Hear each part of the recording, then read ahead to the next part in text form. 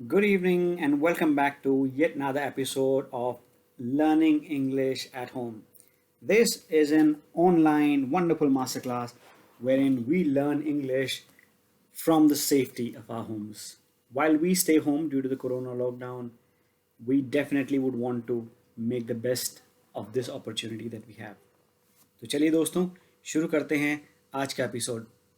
हम अपने previous episodes में कवर कर चुके हैं अभी तक parts of speeches, present tense, past tense and आज हम स्टार्ट करेंगे हमारा तीसरा टेंस जिसका नाम है फ्यूचर टेंस।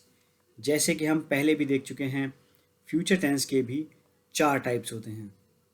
पहला इंडेफिनिट, दूसरा कंटिन्यूअस, तीसरा होता है perfect and finally comes the perfect continuous tense. आज हम बात करने वाले हैं इंडेफिनिट टेंस की। ठीक है, सो चलिए बात करते हैं, समझते हैं क्या है फ्यूचर इंडेफिनिट टेंस। एक बार जल्दी से रिवाइज कर लेते हैं फ्यूचर इंडेफिनिट टेंस में इंडेफिनिट वर्ड के मीनिंग को। Indefinite which is not definite. ठीक है, ये कॉमन थ्रेड है in present indefinite, past indefinite and future indefinite. इस टेंस का इस्तेमाल किया जाता है एक ऐसे एक्शन को, एक ऐसी एक्टिविटी को डिस्क्राइब करने के लिए जो फ्यूचर में या भविष्य में होगी। एक ऐसा कार्य, एक ऐसी गतिविधि, एक ऐसा एक्शन, एक ऐसी एक्टिविटी जो भविष्य में होगी, उसको दर्शाने के लिए जिन वाक्यों का इस्तेमाल किया जाता है उन्हें आप रखते हैं फ्यूचर इंडेफिनिट टेंस के अंतर्गत। ठीक है, ये उन एक्टिविटीज़ को दिखाता है जो अभी हुई नहीं है, जिनके बारे में सिर्फ एक अनुमान है। अब ये अनुमान कैसा भी हो सकता है। ठीक है, सेंटेंस आइडेंटिफायर्स देख लेते हैं। सेंटेंस के एंड में, वाक्य के अंत में गा, गी या गे इस तरीके के शब्द अगर आपको देखने मिले तब आप ये आइडेंटिफाई कर सकते हैं कि ये फ्यूचर इंडेफिनिट टेंस का वाक्य हो सकता है। ठीक है, इनके साथ कुछ और आइडेंटिफायर्स भी हैं, वो हम आने वाले समय में देखेंगे। ठीक है, चलिए फ्रेंड्स आगे चलते हैं और देखते हैं कि अगर मुझे एक फ्यूचर इंडेफिनिट टेंस का सेंटेंस फॉर्म करना है, एक बनाना है, तो मैं किस तरीके से उसको बनाऊंगा। ठीक है, यहाँ पर खेल थोड़ा सा डिफरेंट है। पुराने जो टेंसेस हमने पिछले सेशंस में किए हैं कवर, उनमें और इसमें एक छोटा सा डिफरेंस है, वो देखते हैं इससे पहले। यहाँ क्या है, यहाँ पर ही किसी पुरुष या किसी लड़के का नाम, शी किसी महिला या किसी लड़की का नाम, इट, दे या यू, अगर इनमें से कोई भी सब्जेक्ट है आपके पास सेंटेंस में, तब आप उसके साथ इस्तेमाल करते हैं हेल्पिंग वर्ब विल का। ठीक है, साथ में आप लगाएंगे वर्ब की फर्स्ट फॉर्म और आपका सेंटेंस होगा पूर्ण। ठीक, वहीं यदि आपके पास सब्जेक्ट में वी या आई ऐसे शब्द हैं, तब आप उसके साथ में लगाएंगे शैल हेल्पिंग वर्ब और साथ में लगाएंगे वर्ब की first form to make the sentence complete. Example देख लीजिए, बहुत ही ज़्यादा सिंपल है। वह जाएगा, ही विल गो, वह जाएगी, शी विल गो। ठीक है, एक थोड़ा सा कॉम्प्लिकेटेड एग्जाम्पल देखते हैं। ये कुत्ता घर के बाहर रहेगा, right. So this dog will stay outside the house. Will उसके साथ में वर्ब की फर्स्ट फॉर्म स्टे, राइट। अब प्रपोजिशन लगाने की जरूरी, क्योंकि आपको घर के बाहर दिखाना है। अगर वो घर के अंदर रहेगा तब इनसाइड द हाउस, राइट। अगला एग्जाम्पल देखते हैं। वे पार्क में खेलेंगे, they will play in the park, right. तुम स्कूल जाओगे या तुम स्कूल जाओगी, दोनों की ही ट्रांसलेशन इंग्लिश में सेम होगी फ्यूचर इंडेफिनिट टेंस में। You will go to school, to क्या है, प्रेपोजिशन है। ठीक है, अब बात करते हैं वी या आई सब्जेक्ट की। अगर आपका सब्जेक्ट वी या आई है तो आप उसके साथ रिटन इंग्लिश में हेल्पिंग वर्ब इस्तेमाल करेंगे शैल, राइट। वर्ब की फॉर्म हमेशा फर्स्ट फॉर्म ही लगेगी। ठीक है, एग्जाम्पल देख लेते हैं। हम मैच देखेंगे, वी विल वॉच, वर्ब की फर्स्ट फॉर्म क्या देखेंगे हम, द मैच, हम मैच देखेंगे। ओके, मैं अखबार पढ़ूंगा, I will read the newspaper. अब आपको यहाँ पर एक सीधी चीज़ ये समझनी है, हम इसमें एक ही चीज़ लिख सकते थे, इसीलिए हमने विल का इस्तेमाल किया। जो आम बोलचाल की भाषा है, जो मॉडर्न इंग्लिश है, उसमें आप सभी सब्जेक्ट के साथ विल का इस्तेमाल करते हैं। ठीक है, आप बहुत ही कम किसी को सुनेंगे ये बोलते हुए कि कोई कहे कि आई शैल रीड द न्यूज़पेपर और वी शैल गो देयर। हर जगह आम बोलचाल की भाषा में वी और आई के साथ भी विल का इस्तेमाल होता है। लेकिन जब आप रिटन कम्युनिकेशंस कर रहे होते हैं, जब आप रिटन कोई लेटर भेज रहे हैं, कोई ईमेल भेज रहे हैं, कोई एप्लीकेशन भेज रहे हैं, उस टाइम पर इन सब्जेक्ट के साथ आप शैल का इस्तेमाल करते हैं। जैसे अगर मैं कहूँ कि मैं एक एप्लीकेशन लिख रहा हूँ, राइट, सो मैं उस एप्लीकेशन में जब मुझे लिखना होगा कि आई शैल बी एबसेंट या I shall be away from the work for a certain period of time, उस समय पर मुझे शैल का ही इस्तेमाल करना है। सो रिटन लैंग्वेज में आप विल और शैल का डिफरेंस हमेशा रखेंगे। स्पोकन इंग्लिश में अगर ये डिफरेंस नहीं भी रखते हैं तो ये कॉमनली एक्सेप्ट किया जाता है। ठीक है, अनलेस एंड अनटिल आप बहुत ही एजुकेटेड क्वालिफाइड ऑडियंस के साथ डील कर रहे हैं, उनके साथ इंटरेक्ट कर रहे हैं, तब तक इन डिफरेंसेस को बहुत ज़्यादा तवज्जो, बहुत ज़्यादा अटेंशन आज के समय में नहीं दी जाती। So you can simply use will in spoken language, and while it comes to written communications or written English, then you can use shall with we and I. तो आइए दोस्तों, अब हम देखते हैं किस तरीके से हम बनाएंगे एक फ्यूचर इंडेफिनिट टेंस का नेगेटिव सेंटेंस। ठीक है, नेगेटिव सेंटेंस बिल्कुल सिंपल हैं, सब्जेक्ट्स वही रहेंगे, हेल्पिंग वर्ब्स वही रहेंगी, सिर्फ आपको विल या शैल के बाद नॉट लगा देना है। ठीक है, एग्जाम्पल देखिए फटाफट से। ही किसी का नाम है, उसके साथ आप नॉट लगाएंगे तो आप किस तरीके से सेंटेंस बनाएंगे?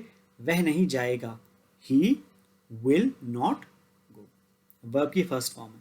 शी, उसका एग्जाम्पल देखिए, वह नहीं जाएगी, शी विल नॉट गो। ये कुत्ता घर के बाहर नहीं रहेगा, this dog will not stay outside the house. ठीक है, वे पार्क में नहीं खेलेंगे, they will not play in the park. या तुम स्कूल नहीं जाओगे या तुम स्कूल नहीं जाओगी, you will not go to the school. ठीक, ये बात हुई इन सब्जेक्ट की। वी और आई होता है, आपको शैल नॉट लगाना है रिटन में, या पहले ही डिस्कस कर चुके हैं। शैल नॉट लगाएंगे रिटन में, विल नॉट लगाएंगे स्पोकन लैंग्वेज में। ठीक है, तो अगर मैं कहना चाहता हूँ कि हम मैच नहीं देखेंगे तो मैं कह सकता हूँ we will not watch the match. लेकिन एक चीज़ याद रखिएगा कि अगर आप इंग्लिश में वी शैल नॉट भी बोलते हैं तो वो भी गलत नहीं है। ठीक है, वो कहीं से कहीं तक गलत नहीं है, उस चीज़ को आप बिल्कुल कॉन्फिडेंटली बोल सकते हैं। बट आम बोलचाल की भाषा में, जैसा मैंने आपको बताया, आम बोलचाल की भाषा में वो चीज़ विल के साथ यूज़ की जा रही है अभी। ठीक, आगे चलेंगे, देखेंगे किस तरीके से आप बना सकते हैं negative sentence plus interrogative sentence. ठीक, अगर मुझे इंटरोगेटिव नेगेटिव सेंटेंस बनाना है, प्रश्नवाचक भी बनाना है और नकारात्मक बनाना है, वो किस तरीके से बनाएंगे? ठीक, पहले केवल प्रश्नवाचक देखते हैं। प्रश्नवाचक का उदाहरण देखते हैं। क्या वह जाएगा?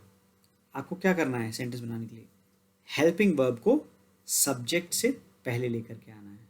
ठीक, विल को आप सेंटेंस से पहले ले आइए, उसके बाद आप लगाइए सब्जेक्ट, ही किसी व्यक्ति का नाम, शी किसी महिला या किसी लड़की का नाम, इट, दिस, दैट, दे या यू। यदि इनसे स्टार्ट होने वाला सब्जेक्ट है, इनसे स्टार्ट होने वाला सेंटेंस है, तब आप क्या करेंगे? इससे पहले विल लगाएंगे, सब्जेक्ट के बाद वर्ब की फर्स्ट फॉर्म लगाएंगे, क्वेश्चन मार्क लगाएंगे, and sentence will B complete. तो क्या वह जाएगा का ट्रांसलेशन क्या होना चाहिए? विल से सेंटेंस स्टार्ट होना चाहिए, उसके बाद आएगा आपका सब्जेक्ट, फाइनली वर्ब की first form and question mark, and sentence will be ready. क्या वह गाएगी? Will she sing, right. क्या ये कुत्ता घर के बाहर रहेगा? Will this dog stay outside the house.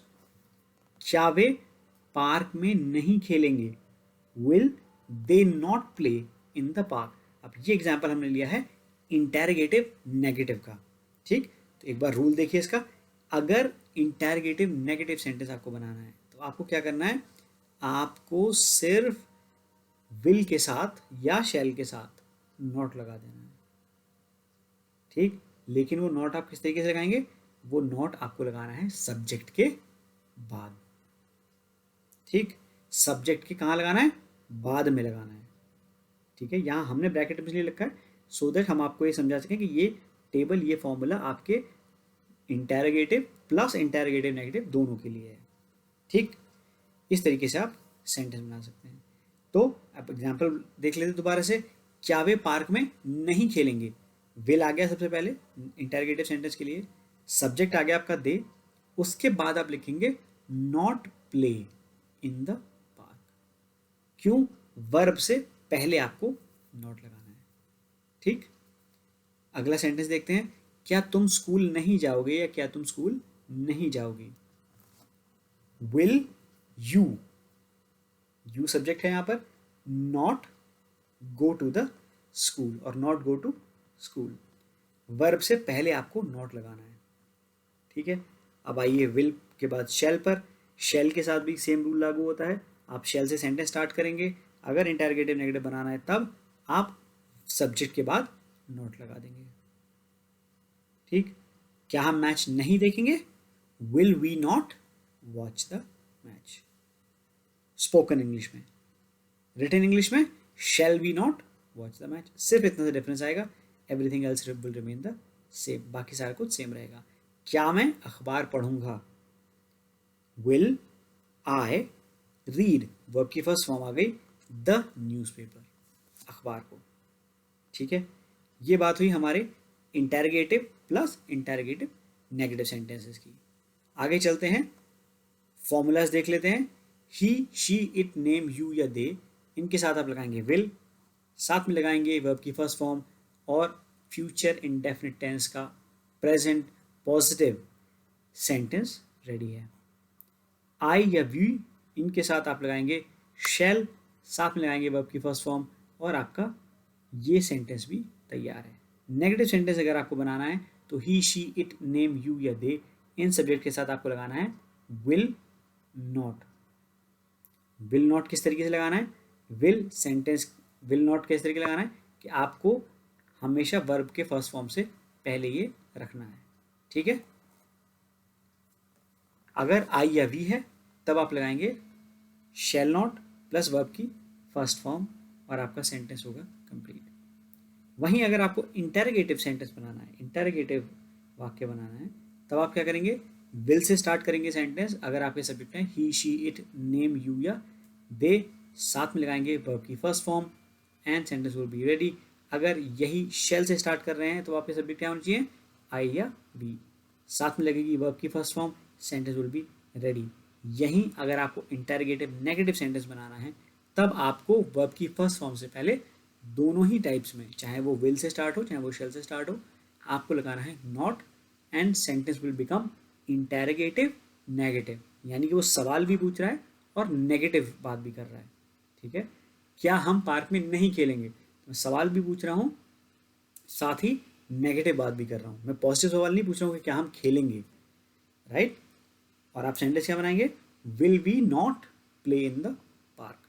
तो विल से स्टार्ट किया, उसके बाद मेरा सब्जेक्ट आ गया, उसके बाद मैंने नॉट लगा दिया वर्ब की फर्स्ट फॉर्म और प्रपोजिशन के साथ जो भी हमारा ऑब्जेक्ट है कि हम पार्क में खेल रहे हैं, कहाँ खेल रहे हैं, ठीक। ये तो ही दोस्तों आज के सेशन की बात। अगर आज के सेशन से जुड़ा कोई भी सवाल आपके दिमाग में है, please do write in to us at learningladder@gmail.com।